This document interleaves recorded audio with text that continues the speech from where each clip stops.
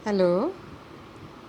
हाँ बच्चों, last class में मैंने आपको सिलेबस लिखाया था और ये बताया था कि जो अपना ये पेपर है स्टैटिस्टिक्स, इसमें अपन क्या क्या पढ़ेंगे, सारे आपको बुक्स के नाम भी बताए थे। अब आज अपन स्टार्ट करेंगे कि स्टैटिस्टिक्स क्या है, इसकी डेफिनेशंस क्या है, इसका स्कोप क्या है। तो क्या क्या फर्स्ट चैप्टर क्या है आपका, introduction and definition of statistics और स्कोप ऑफ स्टैटिस्टिक्स। अब स्टैटिस्टिक्स हम कहते किसको है, कोई भी ऐसी सब्जेक्ट, कोई भी ऐसी ज्ञान विज्ञान की शाखा जो कि तथ्यों को संख्याओं के रूप में संकलित करती है, उनका वैज्ञानिक विश्लेषण करती है, उनसे तर्कपूर्ण निष्कर्ष निकालने की क्रियाएं होती है, उनसे विधिवत अध्ययन होता है, तो उसे हम सांख्यिकी विज्ञान कहते हैं। मतलब जहाँ भी हम आंकड़े एकत्र कर रहे हैं, उनका वर्गीकरण, विश्लेषण और करके उनका हम कोई निष्कर्ष निकाल रहे हैं, तो वो क्या है, स्टैटिस्टिक्स। स्टैटिस्टिक्स शब्द देखते ही हमारे दिमाग में आंकड़े या तथ्य घूमने लग जाते हैं। तो बिल्कुल सही है बच्चों, स्टैटिस्टिक्स का मतलब ही आंकड़े हैं। लेकिन स्टैटिस्टिक्स शब्द जो है उसको हम दो अर्थों में प्रयोग करते हैं। एक, स्टैटिस्टिक्स बहुवचन के रूप में, जो कि हम डेटा कलेक्ट करते हैं, तो जो स्टैटिस्टिकल डेटा होते हैं वो बहुवचन के रूप में स्टैटिस्टिक्स है। दूसरा, स्टैटिस्टिक्स एक वचन के रूप में होता है, जो कि हमारी सांख्यिकी की विधियां हैं, स्टैटिस्टिकल मेथड्स है, ये स्टैटिस्टिक्स एक वचन में आता है। तो पहले हम देखेंगे कि बहुवचन के रूप में जो स्टैटिस्टिक्स है वो क्या है। तो इसके लिए अपन डेफिनेशन है हॉरेस सेक्रेस्ट की।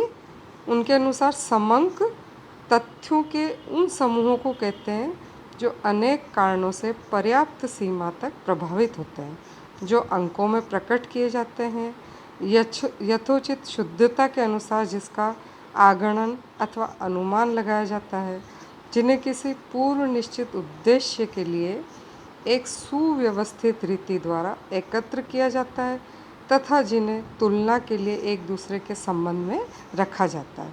तो ये जो डेफिनेशन है सेक्रेस्ट की, ये बेस्ट डेफिनेशन है। इसमें समंकों की जो भी विशेषताएं हैं वो सारी विशेषताएं आ जाती है। अब समंकों की विशेषताएं कौन कौन सी है? समंक मतलब जो डेटा हम कलेक्ट करते हैं उनकी क्या विशेषता है। फर्स्ट थिंग कि समंक जो है वो तथ्यों के समूह होते हैं। एक अकेला समंक किसी भी काम का नहीं होता है। जब हमें जैसे किसी की लंबाई का एवरेज निकालना है, तो किसी जैसे क्लास के सारे बच्चों की लंबाई ली, उसके हिसाब से फिर एवरेज निकालना। केवल एक बच्चे की लंबाई लेके हम कोई भी निष्कर्ष नहीं निकाल सकते हैं। तो समंक की पहली विशेषता क्या है, ये तथ्यों का समूह होता है। सेकंड विशेषता कि ये अनेक कारणों से प्रभावित होते हैं। अब जैसे कृषि उत्पादन, अब उसमें क्या क्या चीज़ें होएगी कि मौसम कैसा है, बारिश कितनी हुई है, गर्मी है कि सर्दी है, मिट्टी किस तरह की है, किसान ने बीज कैसा बोया है, ज़मीन कैसी है, किसान ने मेहनत कैसी की है। तो इस तरह से कृषि उत्पादन जो है वो अनेक कारणों से प्रभावित होता है। इसी तरह से समंक जो है, तीसरी विशेषता, संख्याओं के रूप में प्रस्तुत होते हैं। समंक हमेशा संख्या के रूप में प्रस्तुत होंगे। जैसे लोगों की आय है, आयु है, लंबाई है, इस तरह से हमेशा समंक संख्या में होंगे। फिर फोर्थ, समंक की या तो गणना करते हैं या अनुमान लगाते हैं। अब छोटा क्षेत्र है तब तो हम उसकी गणना कर लेंगे, लेकिन एरिया बहुत बड़ा है, उसको एक एक की गणना पॉसिबल नहीं है, तब ऐसी स्थिति में हम क्या करते हैं, अनुमान लगाते हैं। फिर फिफ्थ, यथोचित शुद्धता। यथोचित शुद्धता का मतलब क्या है कि हम किस तरह की चीज़ ले रहे हैं, किस तरह के डेटा कलेक्ट कर रहे हैं, उसके हिसाब से शुद्धता की गणना होगी। जैसे मान लीजिए हम किसी की हाइट नाप रहे हैं, तो हाइट में आपको एक एक इंच का भी ध्यान रखना पड़ेगा। लेकिन मान लीजिए कि हम जैसे चित्तौड़ से दिल्ली तक की लंबाई नाप रहे हैं तो उसमें कुछ किलोमीटर छूट भी जाएगा तो कोई फ़र्क नहीं पड़ेगा। इसी तरह से मान लीजिए कि हम और बड़े एरिया का नाप रहे हैं तो उसमें कई 100 किलोमीटर भी छूट जाएंगे तो भी चलेगा। तो यथोचित शुद्धता का मतलब क्या है कि हमारा विश्लेषण किस तरह की चीज़ का हो रहा है, उसके हिसाब से हमको शुद्धता का ध्यान रखना पड़ेगा। 6 नंबर है सुव्यवस्थित संकलन। मतलब जो हम डेटा कलेक्ट करें उसको बिल्कुल सही तरीके से करना चाहिए। उसमें कोई ऐसा नहीं अस्त व्यस्त कोई चीज़ किसी की कलेक्ट कर ली, कुछ कैसे कर लिया। जिस भी चीज़ से रिलेटेड हम अध्ययन करना चाहते हैं उसका सुव्यवस्थित संकलन होना चाहिए। फिर 7th है पूर्व निश्चित उद्देश्य।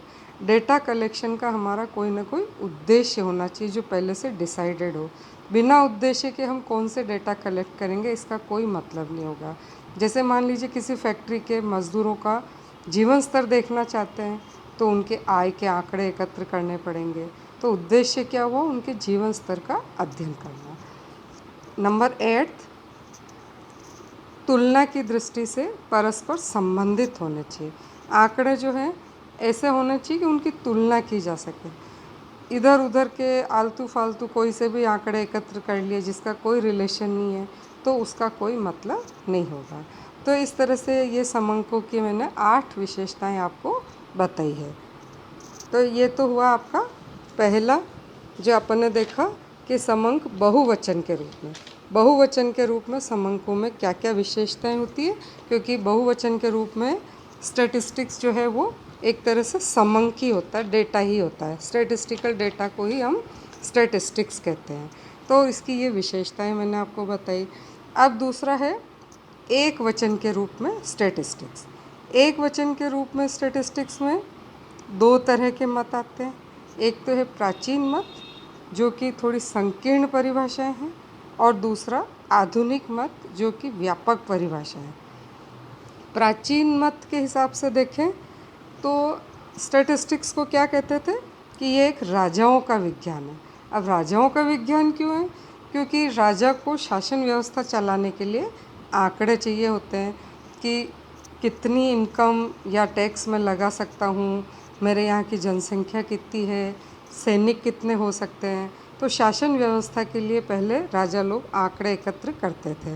तो प्राचीन मत के हिसाब से स्टैटिस्टिक्स क्या है, राजाओं का विज्ञान है। तो ये संकीर्ण परिभाषा है। इसमें प्रोफेसर बाउले ने 3 तरह की परिभाषाएं दी है। फर्स्ट, सांख्यिकी जो है सामाजिक व्यवस्था को संपूर्ण मानकर सभी स्वरूपों में उसका माप करने का विज्ञान है। दूसरा, सांख्यिकी गणना का विज्ञान है। तीसरा, सांख्यिकी को उचित अर्थों में माध्यों का विज्ञान कह सकते हैं। लेकिन ये सभी परिभाषाएं जो है स्टैटिस्टिक्स की कुछ कुछ विशेषताओं को बताती है, सारी विशेषताओं को नहीं बताती है। तो इन परिभाषाओं को अभी वर्तमान में इतनी मान्यता नहीं मिली। अब इसके बाद आती आधुनिक मत की व्यापक परिभाषाएं। व्यापक परिभाषा जो है इसमें आप ये एक सेलिगमैन की है परिभाषा, ये लिख लीजिए। इसमें है सांख्यिकी वह विज्ञान है जो ऐसे समंकों के संकलन, वर्गीकरण, प्रस्तुतिकरण, तुलना तथा निर्वचन की रीतियों से संबंध रखता है, जिन्हें किसी अनुसंधान क्षेत्र पर प्रकाश डालने के लिए एकत्र किया जाता है। मतलब इसमें स्टैटिस्टिक्स की सारी विशेषताएं आ जाती है कि स्टैटिस्टिक्स में हम पहले आंकड़ों का संकलन करते हैं, वर्गीकरण करते हैं, प्रस्तुतिकरण करते हैं, आंकड़ों की तुलना करते हैं और फिर उनमें संबंध स्थापित करते हैं। तो ये परिभाषा जो है सेलिगमैन की बहुत अच्छी परिभाषा है। इसमें स्टैटिस्टिक्स की सारी विशेषताएं आ जाती है। आजकल एक नवीन दृष्टिकोण भी चल रहा है जिसमें कि ये कहते हैं कि नवीन प्रवृत्तियों के अनुसार सांख्यिकी को अनिश्चितता की परिस्थिति में उचित निर्णय लेने का विज्ञान माना जाता है। कि मतलब जब हमारे सामने बहुत अनिश्चितता है तब हम सही तरीके से कैसे निर्णय लें, इसमें स्टैटिस्टिक्स का प्रयोग होता है। तो हम क्या कह सकते हैं कि सांख्यिकी जो है वो एक विज्ञान भी है और कला भी है। विज्ञान कैसे है? क्योंकि हम इसमें पूरा साइंटिफिक तरीके से आंकड़ों को एकत्र करते हैं, वर्गीकरण करते हैं, विश्लेषण करते हैं, निष्कर्ष निकालते हैं। और कला क्या है? कला मतलब किसी भी कार्य को करने का कुशल तरीका। तो सांख्यिकी जो है वो विज्ञान और कला दोनों है, जिसमें किसी अनुसंधान क्षेत्र से संबंधित तथा विविध कारणों द्वारा प्रभावित सामूहिक संख्यात्मक तथ्यों के संकलन, प्रस्तुतिकरण, विश्लेषण तथा निर्णय लिया जाता है। अब हम इसका परिभाषाएं देखी हमने, तो दो तरह की परिभाषाएं चल रही है, एक प्राचीन मत की और एक आधुनिक मत की। स्टैटिस्टिक शब्द का प्रयोग दो तरीके से होता है, बहुवचन के रूप में और एक वचन के रूप में। बहुवचन में ये स्टैटिस्टिकल डेटा है और एक वचन के रूप में ये स्टैटिस्टिकल मेथड है। स्टैटिस्टिकल मेथड में भी आपने देखा कि इसमें दो मत है, एक प्राचीन मत और एक आधुनिक मत। अब अपन देखेंगे स्कोप ऑफ स्टैटिस्टिक्स। स्कोप में क्या क्या चीज़ें आती है कि स्टैटिस्टिक्स का सब्जेक्ट मैटर क्या है, मतलब इसकी विषय सामग्री क्या है। विषय सामग्री में पहला है स्टैटिस्टिकल मेथड। स्टैटिस्टिकल मेथड में क्या क्या चीज़ें आती हैं? नंबर 1, डेटा कलेक्शन करना, उनका संकलन करना। नंबर 2, डेटा का प्रेजेंटेशन करना, प्रस्तुतिकरण करना, जो भी डेटा हमने कलेक्ट किए उनको टेबुलेशन या ग्राफिक तरीके से प्रस्तुत करना। और थर्ड, एनालिसिस या विश्लेषण, जो भी डेटा हमने कलेक्ट किए उसमें कार्य कारण संबंध स्थापित करना। और नंबर 4, इंटरप्रिटेशन, उसके आधार पर अपने को निष्कर्ष निकालना, उसका निर्वचन करना। तो ये तो है सब्जेक्ट मैटर का पहला स्टैटिस्टिकल मेथड। और इसका दूसरा पार्ट है अप्लाइड स्टैटिस्टिक्स या व्यवहारिक सांख्यिकी। ये भी दो तरह की होती है, एक वर्णनात्मक व्यवहारिक सांख्यिकी और दूसरी वैज्ञानिक व्यवहारिक सांख्यिकी। एक में व्यवहार के रूप में हम काम में लेते हैं और एक में हम सिद्धांत के रूप में स्टैटिस्टिक्स को काम में लेते हैं, लेकिन ये व्यवहारिक सांख्यिकी है। इसके बाद हम देखते हैं स्कोप में ही कि स्टैटिस्टिक्स के उद्देश्य क्या है। प्रोफेसर बॉडिंगटन के अनुसार सांख्यिकीय अन्वेषण का प्रमुख उद्देश्य भूतकालीन तथा वर्तमान तथ्यों की तुलना करके यह ज्ञात करना है कि जो परिवर्तन हुए हैं उनके क्या कारण रहे हैं और उनके क्या परिणाम भविष्य में हो सकते हैं। मतलब स्टैटिस्टिक्स का उद्देश्य क्या है कि हम पहले आंकड़े एकत्र करें, पहले भूतकाल के देखें, फिर वर्तमान के देखें, फिर उनकी तुलना करें कि जो परिवर्तन हो रहा है उसके क्या क्या कारण रहे हैं और उसके परिणाम भविष्य में क्या हो सकते हैं। जैसे अब हमको जनसंख्या का देखना है तो हम क्या देखेंगे कि 2011 की जनसंख्या क्या थी। अब 21 में हम देखेंगे 2021 में कितनी जनसंख्या है, क्योंकि प्रति 10 वर्ष में हम जो है जनसंख्या की गणना करते हैं। तो अब इसमें क्या देखेंगे, दोनों समय की तुलना करेंगे, दोनों समय के जनसंख्या के आंकड़े देखेंगे। फिर अगर ज़्यादा तेज़ी से बढ़ रही तो हम क्या देखेंगे कि इसके क्या कारण है, क्यों बढ़ रही है और अब इसका परिणाम जो है वो क्या होगा।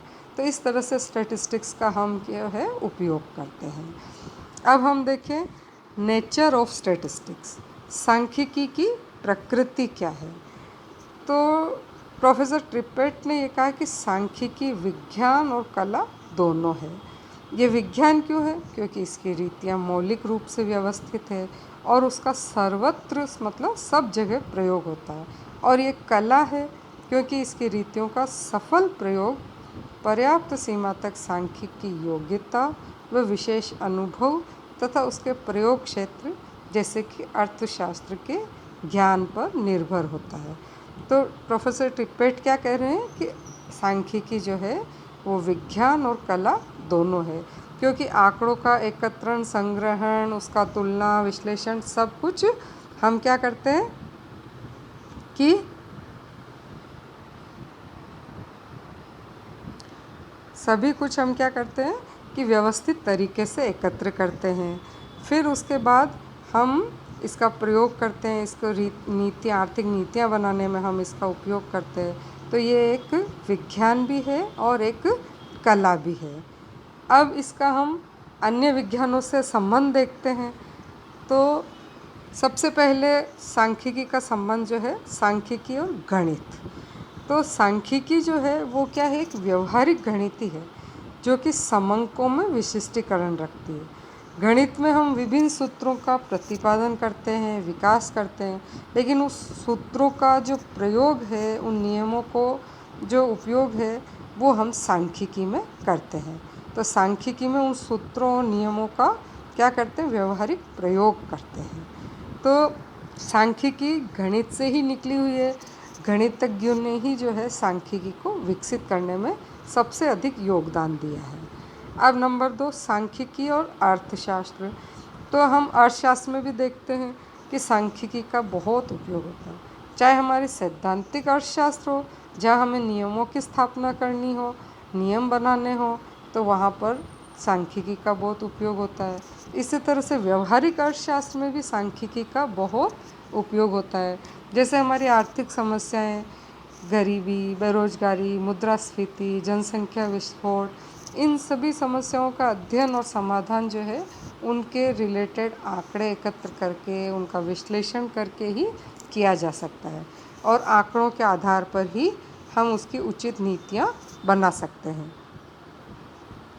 तो सांख्यिकी और अर्थशास्त्र जो है, इनमें दोनों में बहुत ही गहरा संबंध है। अब तीसरा, सांख्यिकी और अर्थमिति। अर्थमिति क्या कैसा विज्ञान है कि जिसमें आर्थिक नियमों और सिद्धांतों का गणित और सांख्यिकी विधि से सत्यापन किया जाता है। तो अर्थमिति भी क्या है कि अर्थशास्त्र के नियमों का गणित और सांख्यिकी की सहायता से सत्यापन, तो ये भी घनिष्ठ रूप से संबंधित है। फिर चौथा, सांख्यिकी और अन्य सामाजिक विज्ञान। अन्य सामाजिक विज्ञान जैसे समाजशास्त्र, राजनीति शास्त्र, या इन सब सब्जेक्ट में भी हम क्या देखते हैं कि सिद्धांतों के और नियमों के प्रतिपादन में, विभिन्न सामाजिक समस्याओं के विवेचन में सांख्यिकी रीतियाँ बहुत ही उपयोगी रहती है।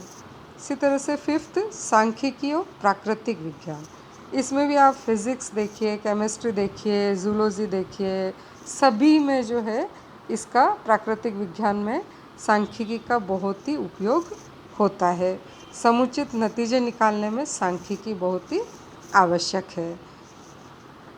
तो इस तरह से हम देखते हैं सांख्यिकी सभी विज्ञान, चाहे सामाजिक विज्ञान हो, चाहे वो प्राकृतिक विज्ञान हो, और विशेष रूप से गणित और अर्थशास्त्र, इसमें तो सांख्यिकी बहुत ही उपयोगी है। बिना सांख्यिकी के हमारे अर्थशास्त्र का जो इतना विकास हुआ है और जो हो रहा है, हमारी जो भविष्यवाणी करने की क्षमता बढ़ रही है, तो वो सब कुछ संभव नहीं हो पाएगी। तो सांख्यिकी हमारे लिए बहुत ही उपयोगी और महत्वपूर्ण है। अब सांख्यिकी का उद्गम और विकास देखें तो कब से हुआ है कि स्टैटिस्टिक्स शब्द का जो प्रयोग है वो सबसे पहले जर्मनी के अर्थशास्त्री गोटफ्राइड ने 1749 में किया था, इसीलिए उनको हम सांख्यिकी का जन्मदाता भी कहते हैं। लेकिन इसके अलावा बहुत सारे देशों में सांख्यिकी का प्रयोग कब से हुआ है। जैसे हमारे भारत में तो मनुस्मृति और शुक्र नीति तक में इसका उल्लेख मिलता है, चाणक्य के अर्थशास्त्र में इसका उल्लेख मिलता है। तो सांख्यिकी को राजाओं के विज्ञान के रूप में शुरुआत मानी जाती है, क्योंकि राजा अपने शासन व्यवस्था संभालने के लिए आंकड़े एकत्र कराया करते थे। तो सांख्यिकी का प्रयोग जो है वो शासन प्रबंध को चलाने के लिए हुआ। लेकिन आज हम देख रहे हैं कि सांख्यिकी का प्रयोग जो है सभी क्षेत्रों में हो रहा है। तो प्रोफेसर टिप्पेट ने बिल्कुल सही कहा है कि statistics affects everybody and touches life at many points. मतलब स्टैटिस्टिक्स जो है सभी लोगों को प्रभावित करती है और हमारे को पल पल पर, जगह जगह पर हमारे ये काम आती है।